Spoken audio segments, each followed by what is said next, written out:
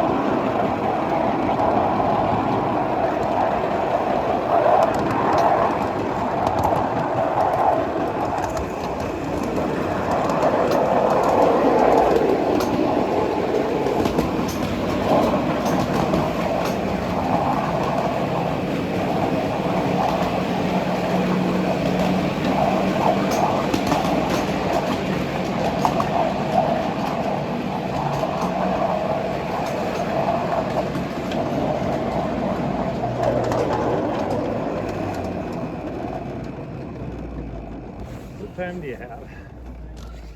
Okay. Let's see. Do we want to go to Lilyville? That would be Rio Grande. So we would want to go right and then left.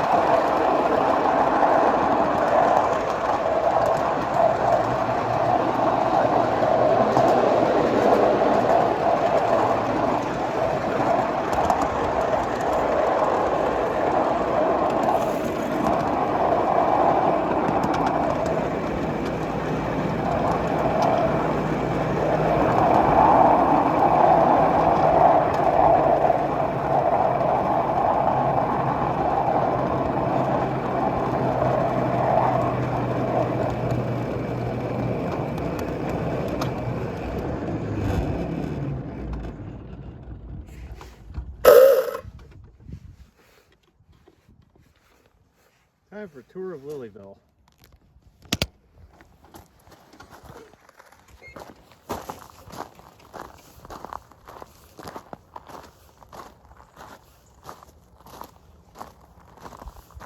Horses and cows. Got some wonderful scale buildings here. It looks like the outhouses have been built but have not been distributed to the various locations. Now it looks like we have a cow in the dairy barn and some milk jugs, some grain silos.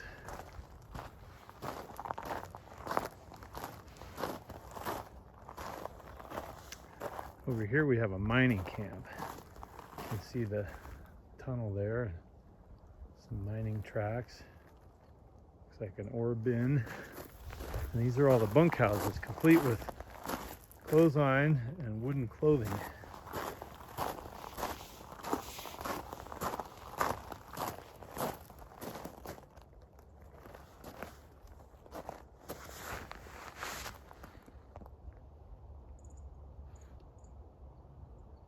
Depot construction began on October 9th, 2013. Lilyville established May 26, 2014.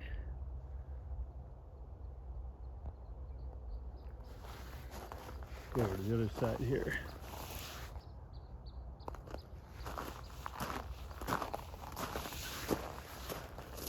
These are all names of people that have been at Train Mountain.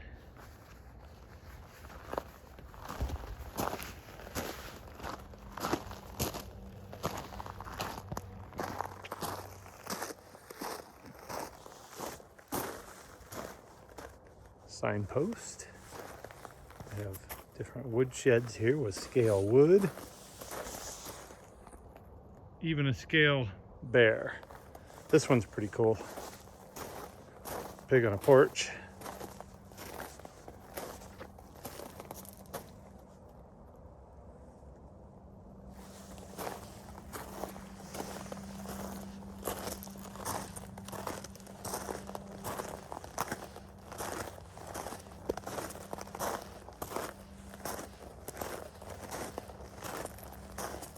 There's Mallory's bathhouse. Oh, and apparently the bathhouse is the water tower, complete with windmill to fill it. There's some more outhouses. Check out the roof. All little cedar shakes. Got a church back here. Maybe two churches. And we have a cemetery.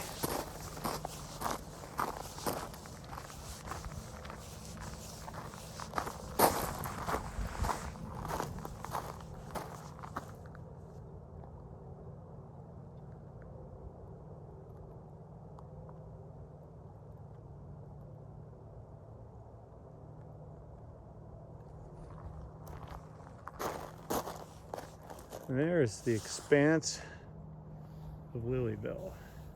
Tracks run right through town. So we came over that bridge, circled around on the far end, and then came out through that tunnel right there. If we look down tracks that way, you can see a boxcar with a shelter next to it. And then over in this area, straight ahead, is Gville for G-scale. There's a large G-scale layout there that constantly gets rained on by pine needles, so it takes a lot of maintenance to keep it up, but people do come in and maintain it. And there is a wild Katy down the tracks. She's approaching. She might attack, so we better be careful. We will try not to provoke her. Donations box. Oh, and let's check out the goose. So our setup hasn't changed much. We've got the Green Goose. So during this meet, I made a modification to the snowplow to give us additional clearance under these corners. We found that sometimes a switch would come in, and the switch, if the switch came off here, sometimes if the track was elevated, we'd get caught on the corner. So I bent this curve a little sharper and raised the whole plow in the coupler pocket. And that seemed to have done the trick. Everything else is pretty much the same on the Goose. I did change it around a few things. Let's go under the bonnet here. One thing we added are these big breakers here and here. I did it for both positive and negative. That protects the brains of the operation if you roll this with the power switched off, because if the motor is directly connected to this and you roll it with the power off, the motor is going to be a generator and it's going to throw electrons at that and maybe cause some problems. So it's cheap insurance against burning up a controller. The only other thing I did with the battery compartment is I added a 12-volt converter that draws from both batteries, so it converts the 24 to 12, so I can run accessories and they won't run down an individual battery. Previously I'd wired it so that one battery provided the 12-volt and then the two combined provided the 24, but it's better to have them both supply so they both run down evenly, so we can do things like charge phones, etc. And then my camera setup is just very simple. It's one of these little guys. I should point out that that setup didn't work quite as well as I'd hoped. There was a lot of shaky video that I couldn't use from this run, so I need to find a more secure mounting point than that flexible gooseneck. We also chose to run with a drawbar today because it just eliminates any of the problems with coupler bypass, and it makes a nice solid connection. So I do have the couplers, but the drawbar makes it a little easier. Pretty much everything else is standard. Katie's got her Cyclops hat on so she can interrogate wild animals out in the woods. Anyway, that's all for now. Thanks for watching.